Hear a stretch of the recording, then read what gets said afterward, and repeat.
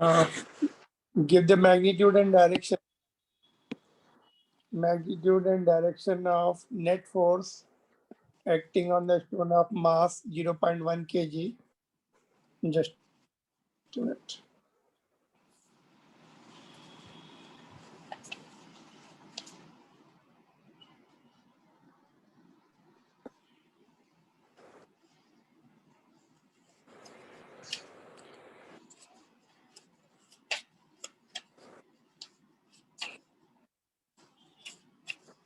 Part A में क्या है?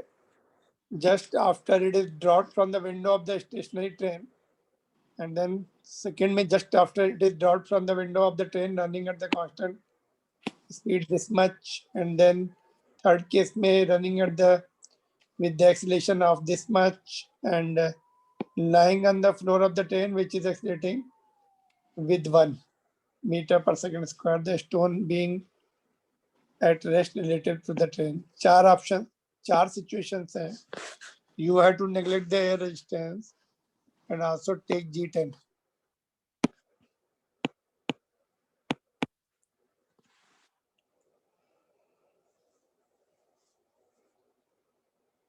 Respond one by one.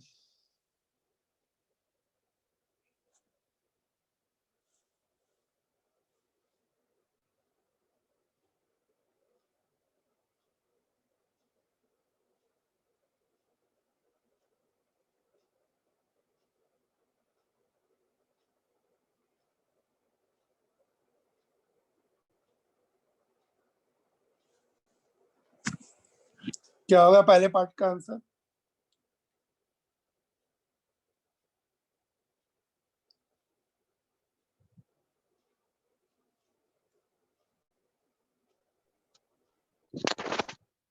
Sir, 1 Newton downwards.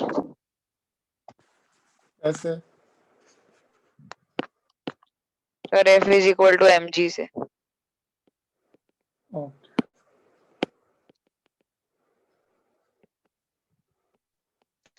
Sir, 0.1 into 10. 1 Newton. ठीक है. बी में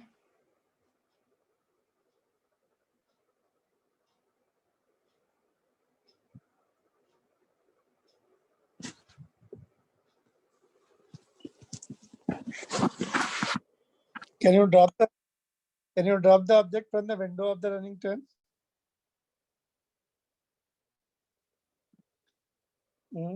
विंडो से ड्रॉप कर सकते क्या ट्रेन में?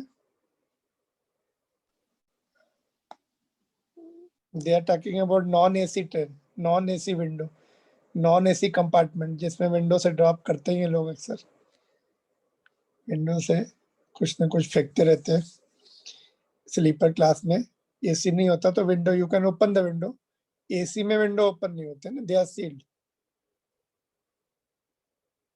So they are talking about the non-AC train which used to be earlier. Most of the trains used to be non-AC only.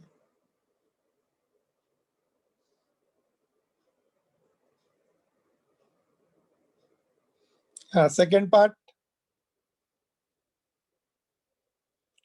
Train is moving with the constant velocity of 36, that is 10 meter per second, and object is dropped, stone is dropped. What will be the net force on that?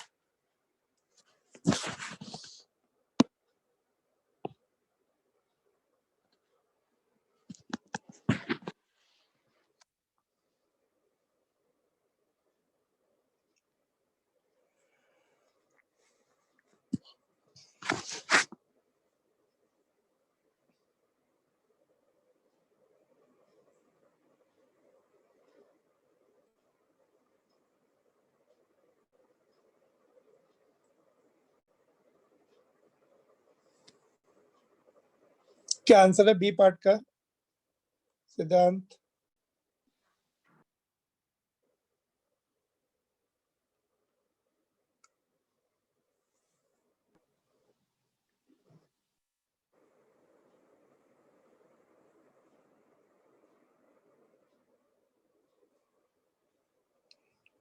Siddhant, are you there?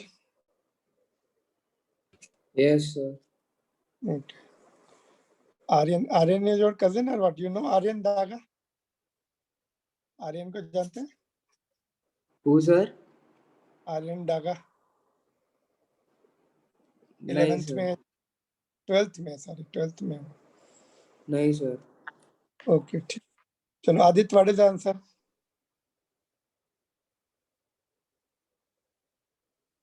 So Second 1 part, Newton. कैसे?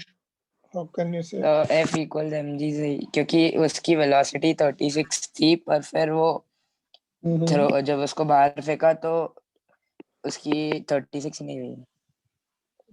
It will no longer be 36. कितनी होगी फिर?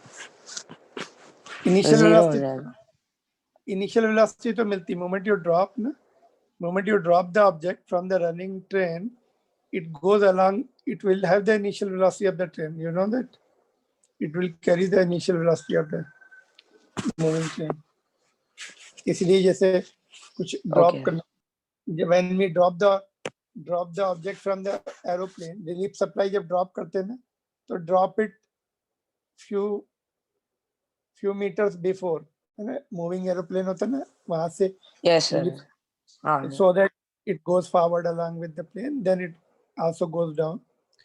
थोड़ा पहले drop करते हैं relief supply तो पर ये तो मोशन के ऑपोजिट हो सकता है ना? नहीं, ऐसा कुछ नहीं. You're just dropping it. You're just dropping it, Okay. not throwing it.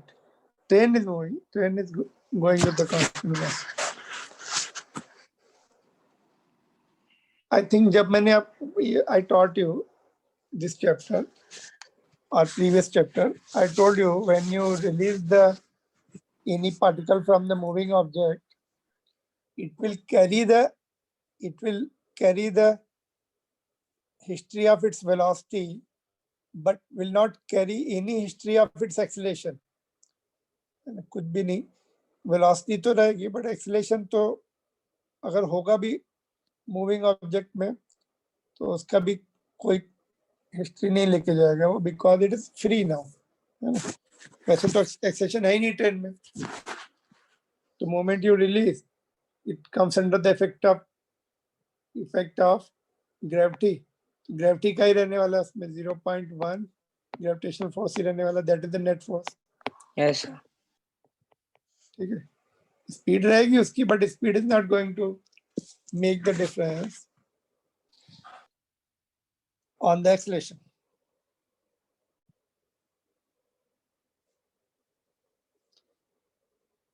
Speed cannot affect the acceleration, but acceleration can affect the speed or velocity. Yes. Am I correct? Okay, we'll prove that the statement which I Yes, told you, sir. will discuss that. पहले ये discuss करें, फिर इसको discuss करेंगे. C point.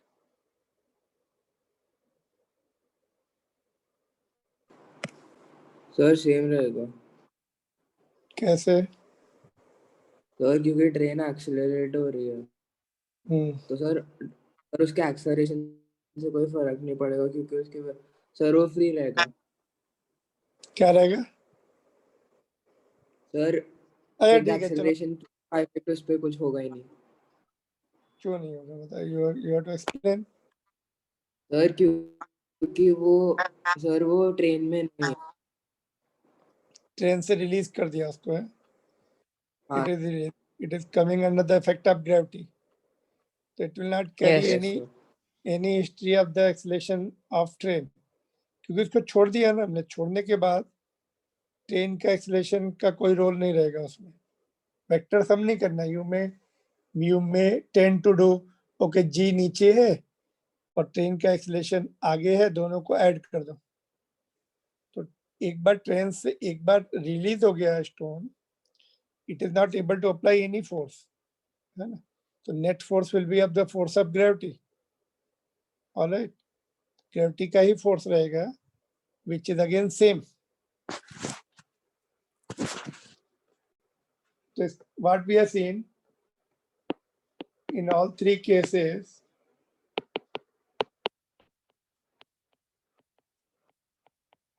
whether train is at rest or moving with the constant velocity or accelerating with the constant acceleration, moment you release the stone, it will come under the effect of gravity.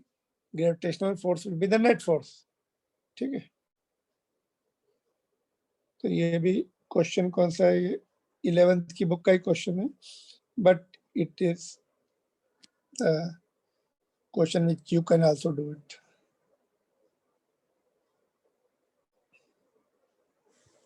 ठीक है, कल जैसे ही तो object को angle पे फेंक दिया ना, एंगल पे तुम जिस समय हाथ में रहता है उस समय एक्सेलरेशन रहता है, तभी तो it is going up. Moment we release it, it comes under the effect of gravity. Gravity का रहता है उसमें फोर्स, दैट्स ऑल. ऐसे इसमें भी है ना. D part,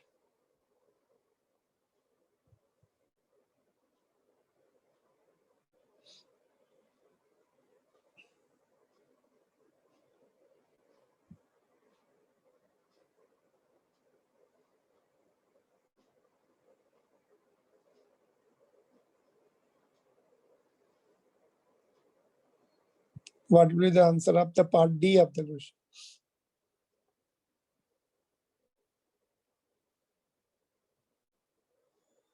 The stone is lying on the floor of the train, which is accelerating with the 1 meter per second square. The stone being at rest relative to the train.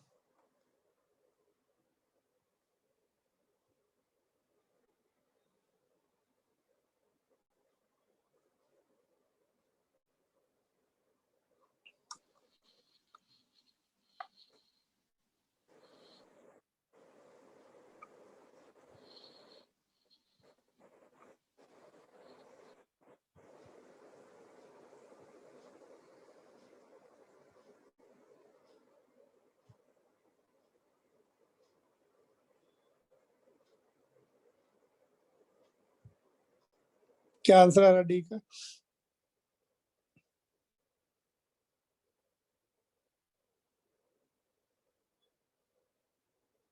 Yes, Adit, what is the answer?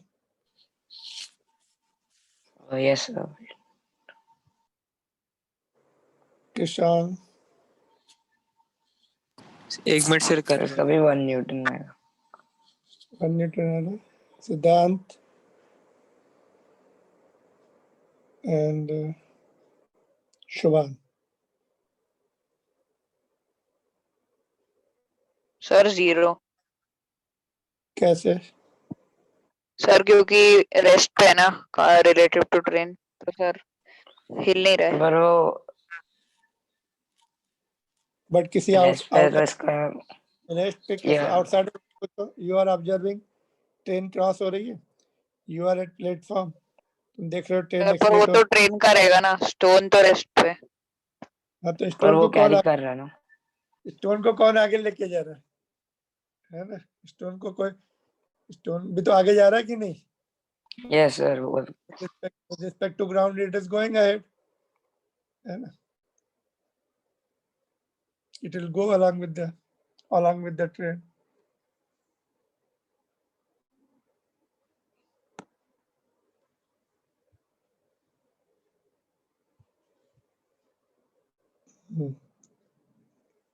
Yes, Shubhan, कुछ आ रहा है answer? Sir सोच रहा हूँ.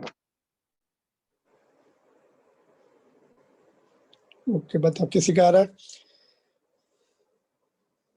Diagram बना लो, चलो उसको कल उसको रफ डायग्राम बना के और ऑब्जेक्ट देखो, फिर ट्रेन को एक्सीलेट करो.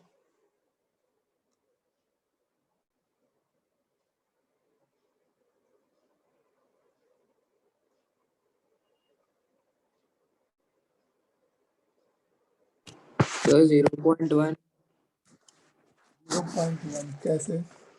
सर क्योंकि वो रिलेटिवली रेस्ट पे है, और सर उसका अगर वो रिलेटिवली रेस्ट पे है तो उस ग्रेविटेशन का उस पर कोई फर्क नहीं पड़ेगा.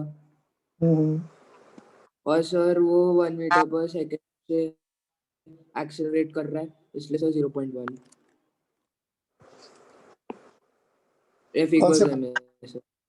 कौन से फार्मूले से? F equals ma sir. Okay, what about others?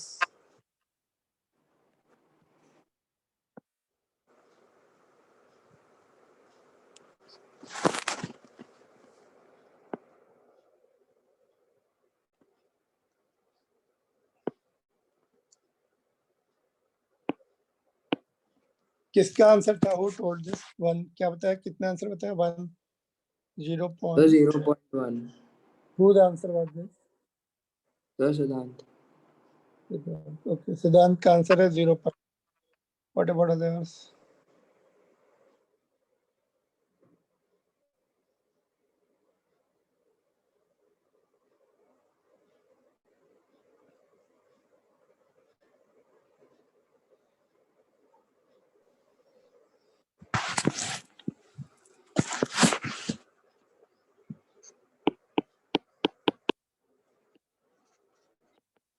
Mass 0.1, acceleration is 1, 0.1 Newton. इसका एक और पार्ट है. ठीक है, सबको समझ में आया? F is equal to m, mass, because it is not moving, because it is not moving relative to the train. मतलब जितनी एक्सेलरेशन से ट्रेन जा रही है उतनी एक्सेलरेशन से वो आगे जा रहा है ना? Yes sir. तो इसका एक्सेलरेशन भी उतना ही होगा फिर. तो F is equal to m है. ठीक. नेक्स्ट लास्ट पार्ट है इसका जो कि बुक में नहीं दिया है. What is the source of this force?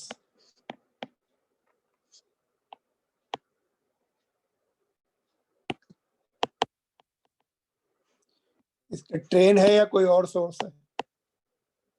What is the source of this train, of this force? In part D. In part D. पहले वाले के तो ग्रेविटी है ना. ए बी सी की तो सोर्स ग्रेविटी है. इसका क्या है? Yes, sir. ग्रेविटी है कि ट्रेन है या समथिंग एल्स है? ग्रेविटी तो नहीं होगा ना. ग्रेविटी तो नीचे नीचे लगता है ना. कि हॉरिजॉन्टल में है ग्रेविटी का? बोलो. नहीं सर. नहीं तो सर. इसका think about this. Tell me what is the source of this force in the part D of the question.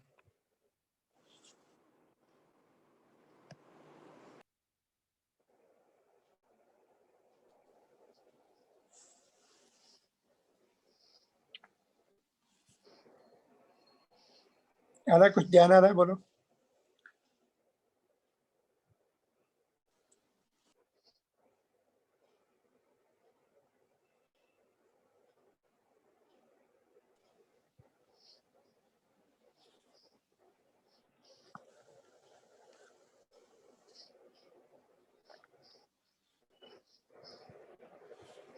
The friction. First answer is coming. Aditya का आंसर है. Who replied? आदित्य. क्योंकि अगर उसका ट्रेन का friction. Yes train का floor अगर frictionless रहता तो हाँ सर. एक्सेलरेट हो रहा रहता और फिर वो तो स्किड हो गया रहता. Okay, friction है written. ठीक है. Everybody is convinced friction will be the right. Any other answer you want to give? Sir but Friction अगर उसका सरफेस अगर फ्रिक्शनलेस भी रहता सर तो पीछे से वो जो बैक है उसका वो तो उसको देता ना सर पुश मतलब बैक ऑफ द ट्रेन. ये था, लेकिन यहाँ पे बताया नो रिलेटिव मोशन. रेस्ट पर है. ये थोड़ी दिया कि पीछे रखा हुआ है. उसको बिल्कुल पीछे रखा ऐसा नहीं दिया. इट इज कैप्टन हाँ sir. Yes sir. lying on the floor है. क्या देखो lying on the floor है.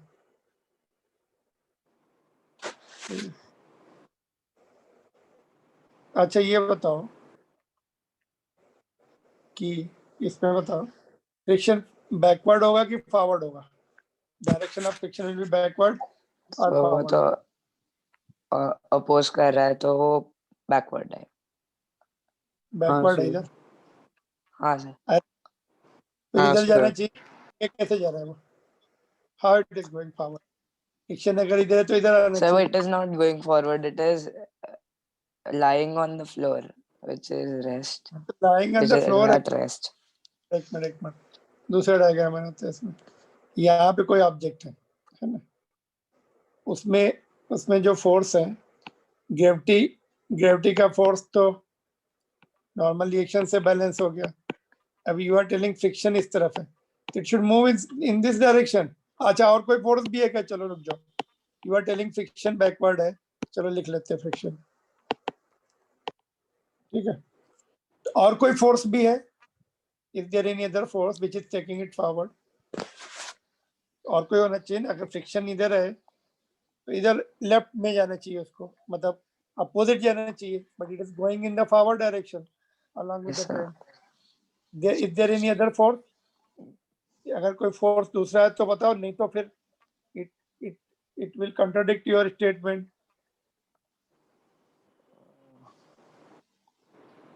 और कोई फोर्स है पीछे, आगे है कोई सर फोर्स? एक बार क्वेश्चन दिखाओ। ये पार्ट तो है ही नहीं, ये पार्ट तो मैंने बनाया। अच्छा ये डी पार्ट देखता, ई पार्ट तो मैंने बनाया। डी पार्ट से रिलेटेड है ना, पर कि stone being rest at D rest part, D part, D part का ही वो है। ट्रेन का कुछ पहले से एक एक्सेलरेशन है और सर फ्रिक्शन भी है, तो सर उसको हाँ दोनों सर, एक अच्छा आउट कर लेते हैं, इसलिए वो रेस्ट पे रहता है बॉल। सर वो ट्रेन एक्सेलरेट हो रहा है तो हाँ, फोर्स। ट्रेन तो इसके ऊपर तो कौन, इस ट्रेन एक्सीलरेट हो रहा है तो ट्रेन इंजन जो है कोच को खींच रहा है, स्टोन तो रखा हुआ है ना, उसको बांध के थोड़ी रखा है, फ्री है वो। Stone is kept on the floor, not connected to the train, तो उसको कौन खींच के ले जा रहा है आगे? Who is pulling it तो forward? Inertia of motion.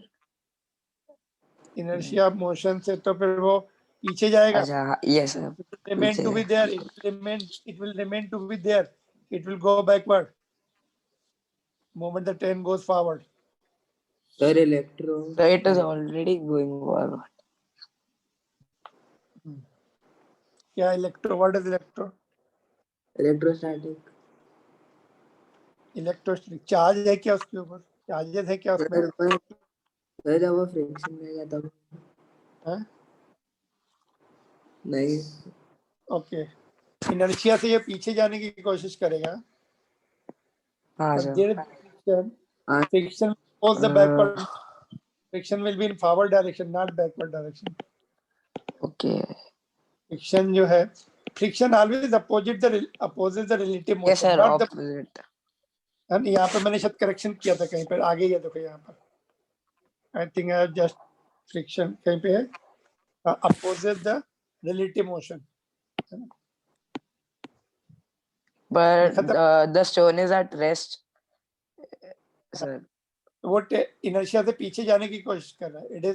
It is train is going forward, therefore due to inertia it tends to remain there, in other words it tends to go backward, therefore friction will come into action which will oppose the relative motion, which is backward, which will be the backward, तो उसको oppose करेगा। और friction जो yes है, sir. जब तक friction है sufficient, it will carry the stone forward, but suppose train is accelerating to the very large acceleration, वो फिर धीरे धीरे स्लाइड कर, फिर फ्रिक्शन जो है required friction is insufficient, then वो suppose train is accelerating with say 10 meter per second square, है ना, और फ्रिक्शन जो है what is called कम है, तो वो फिर धीरे धीरे what will happen, this will start sliding backward. Sufficient friction चाहिए उसको आगे ले जाने के लिए, उतना नहीं है, because acceleration is very large, तो फिर धीरे धीरे स्लाइड होता है। कभी कभी ऐसा होता है, और जब बहुत फास्ट चलती है तब स्लाइडिंग होती है ऑब्जेक्ट की पीछे, कुछ ऑब्जेक्ट पीछे स्लाइड करना शुरू करते हैं, है ना, क्योंकि उनको फ्रिक्शन रिक्वायर्ड इज मोर। ठीक है, तो source of this force is the friction because there is no other force in the forward direction. yes sir. ऐसे नहीं बोलेंगे उसको, ऐसे बोलेंगे tendency of the stone is to go backward, therefore there will be tendency of relative motion, if there is the friction it will oppose, it will oppose the relative motion and carry the stone along with it as long as possible, as long as acceleration is within the range. ठीक है, F part है इसका. अरे यहाँ पे देखो, friction is supporting the motion, friction उसको आगे लेके जा रहा है, पता, friction is supporting the motion, उसके मोशन को उसको आगे लेके जा रहा है. Friction always oppose the relative motion, not the motion. Motion को Yes, सपोर्ट करता है, मोशन को कभी कभी relative सपोर्ट. motion inertia है और तो ठीक है, F part is there. Find frictional force on stone.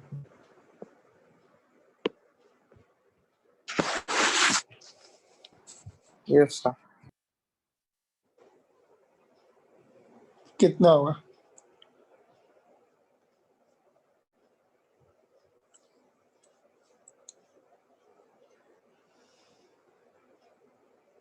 What will be the frictional force on the stone in this case?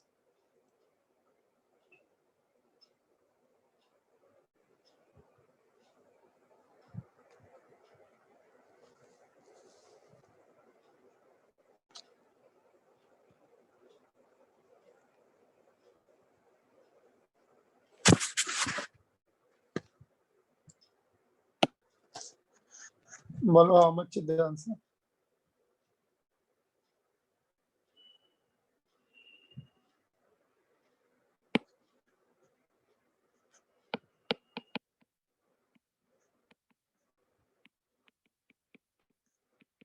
Newton. यही वाला फोर्स जो डी पार्ट था ना, D was nothing but A frictional हाँ force, sir, क्योंकि ball rest पे, stone rest पे.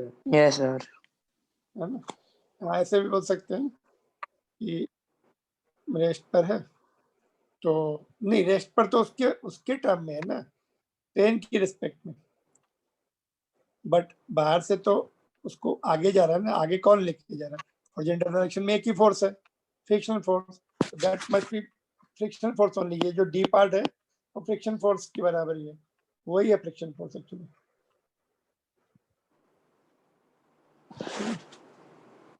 ठीक है कि नहीं? ये जो पार्ट डी था, it was nothing but A frictional force, because तुम लोगों को फ्रिक्शन इतना डिटेल में नहीं है.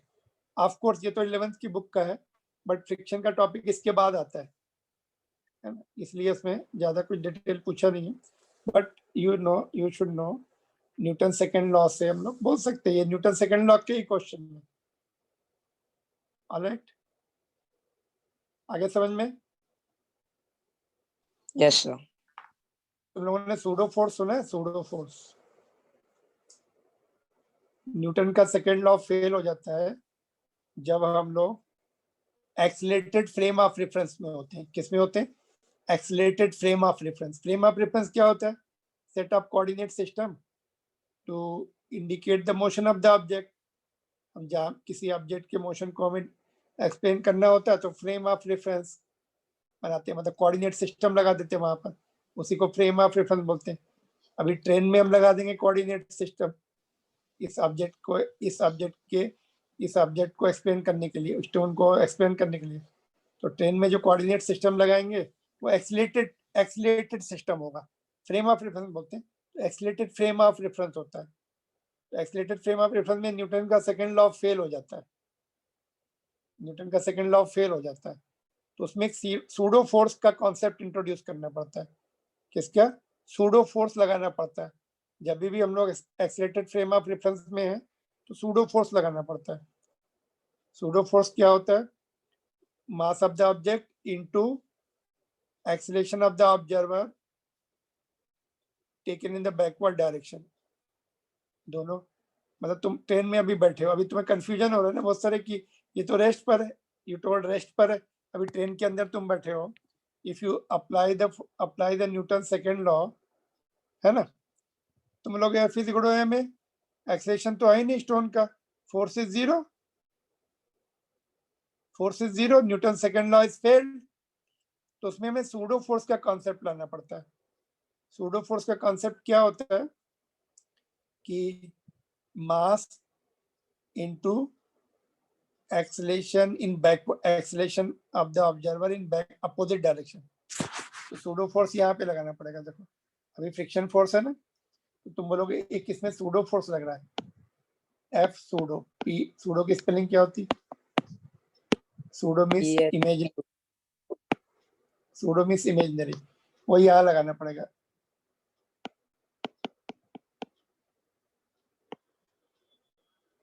तो जितना फ्रिक्शन है उतना सूडो फोर्स लग रहा है, तो इसलिए रेस्ट पर है वो, है ना. तुम बोलोगे कि भाई ऑब्जेक्ट रेस्ट पर है, तो उसमें न्यूटन सेकंड लॉ की इक्वेशन बनानी पड़ेगी. F net is equal to M A, train में अभी हमें बनानी है, तो इसमें सूडो फोर्स लगाना पड़ेगा बैकवर्ड डायरेक्शन में minus M A mass of the object into acceleration of the observer in backward direction. तुम तो आगे जाओगे ट्रेन के साथ, अपोजिट लेना पड़ता है. Plus friction is equal to mass into acceleration. अभी तुम बोलोगे तो रेस्ट पर है ट्रेन के, अभी ट्रेन में बैठ के तुम इक्वेशन बना रहे हो, तो friction force is equal to M A. यहाँ से भी देखो वही आ रहा है. इस मेथड से हमने ये ग्राउंड के रिस्पेक्ट में तुम्हें सिखाया, ग्राउंड से जो देख रहे हैं उसके रिस्पेक्ट में, बट ट्रेन के अंदर बैठ के बनाएंगे तभी भी सेम आंसर आएगा. मास से जीरो कितना 0.1, acceleration of the observer is 1, you are the observer, तो 0.1 न्यूटन. तो ये ट्रेन के अंदर से जब हम एक्सीलरेटेड फ्रेम में बैठे होते हैं, तो हमें क्या करना पड़ता है? एक सूडो फोर्स इंट्रोड्यूस करना पड़ता है अपोजिट डायरेक्शन में, मास into acceleration of the observer in opposite direction. तुम फॉरवर्ड में जा रहे हो, उसको पीछे दिखाना पड़ता है. फ्रिक्शन में पता है आगे लगेगा, ये तो पता ही रहता है, टेंडेंसी टू मूव बैकवर्ड, ये दोनों करने. और तुम्हें रेस्ट पर दिख रहा है ना? अभी कंफ्यूजन हुआ था ना कि रेस्ट पर है, रेस्ट पर है. ट्रेन के अंदर से Yes, रेस्ट पर sir. दिख, इसलिए वो रेस्ट फिर हम ट्रेन के अंदर से लगाएंगे तभी भी सेम आंसर आता है. ठीक है, ये कॉन्सेप्ट बहुत बच्चों को समझ में नहीं आता है, एनसीईआरटी बुक में नहीं है, बट जेई लेवल में कभी कभी इससे आसान हो जाते हैं क्वेश्चंस करना, है ना. ग्राउंड के रिस्पेक्ट में, ग्राउंड तो रेस्ट पर रहता है बच्चा. ग्राउंड तो इसको बोलते हैं इनर्शियल फ्रेम, ग्राउंड को. नॉन एक्सीलरेटेड फ्रेम को इनर्शियल बोलते हैं. तो ग्राउंड के रिस्पेक्ट में न्यूटन सेकंड लॉ तो वैलिड है, कोई प्रॉब्लम नहीं. बट अगर हम एक्सीलरेटेड फ्रेम ऑफ रेफरेंस में, जैसे ट्रेन एक्सीलरेट हो रही, लिफ्ट एक्सीलरेट हो रही, एरोप्लेन एक्सीलरेट हो रहा है, तो वहां पे अगर हमें लगाने हैं तो सूडो फोर्स इंट्रोड्यूस करके इक्वेशन न्यूटन सेकंड लॉ लगानी पड़ती इक्वेशन, फिर अपना आंसर सही आ जाता है. उसमें भी न्यूटन सेकंड लॉ वैलिड हो जाता है, नहीं तो फेल हो जाता न्यूटन सेकंड लॉ. चलो ये तुम लोग बाद में पढ़ोगे अभी, लेकिन अभी डाउट आया था इसलिए मैंने ये लिया कि भाई ट्रेन के अंदर तो रेस्ट पे दिखता है ना, वहां पे क्यों नहीं हम लगा सकते वहां पर. ये एक और क्वेश्चन है, देखो ये भी न्यूटन सेकंड लॉ का है. Rocket with the lift of mass 20,000 is, ठीक है इसमें कुछ पूछता नहीं है पीछे. अभी हो गए सारे पॉइंट्स क्लियर? हाँ सर. हाँ सर.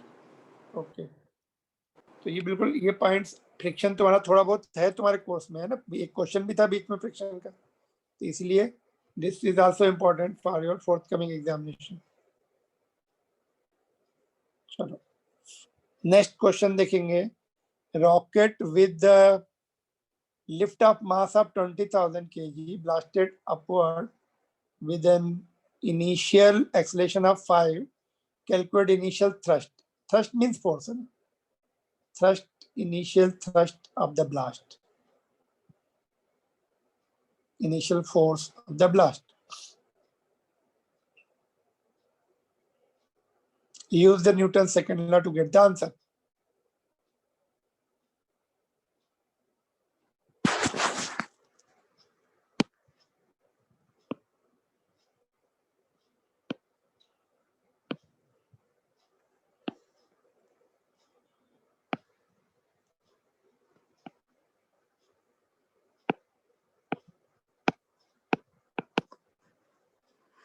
Thrust is upward. ये निकालना है.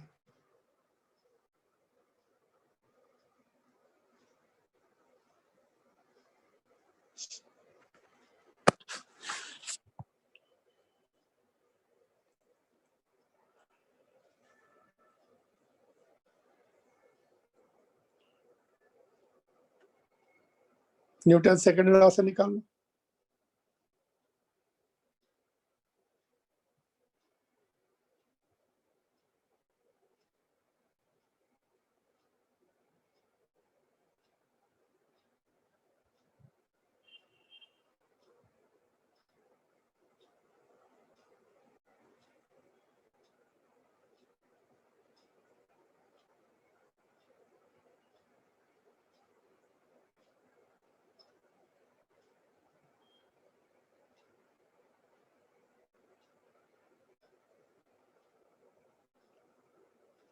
कितना आ रहा है? What the answer coming? So 10th 1 lakh Sir, Newton. 1 lakh Newton. No, 1 lakh is not the right answer. F net जब हम लिखते हैं ना F is equal to M है, तो F नेट होता है, वो नेट फोर्स होता है, वो नेट फोर्स होता है ना, नेट अनबैलेंस फोर्स है ना, तो 1 lakh is not the right answer. हाँ, इस रॉकेट को अगर हॉरिजॉन्टल फायर करते, हॉरिजॉन्टली, जो कि नहीं करते हैं ना, तब 1 लाख होता है, बट वर्टिकल में है ना। थिंक अबाउट द, अभी आई थिंक लिंक आने वाला है। हाँ, थिंक अबाउट द Sir, अगर क्वेश्चन। upward direction positive लिया तो -1 lakh Newton. नो, ग्रेविटी का -1 माइनस लिखोगे तो नीचे आ जाएगा, फिर प्लस होना चाहिए ना, ऊपर जा रहा है ना, ग्रेविटी का रोल भी तो है, वो कहाँ जाएगा? तो इसको ब्रेक के बाद आंसर दो। I am giving you time to solve, break के बाद राइट आंसर बताओ, ठीक है? इससे फिर से ज्वाइन कर रहे हैं अभी 2 मिनट में, है ना? ओके।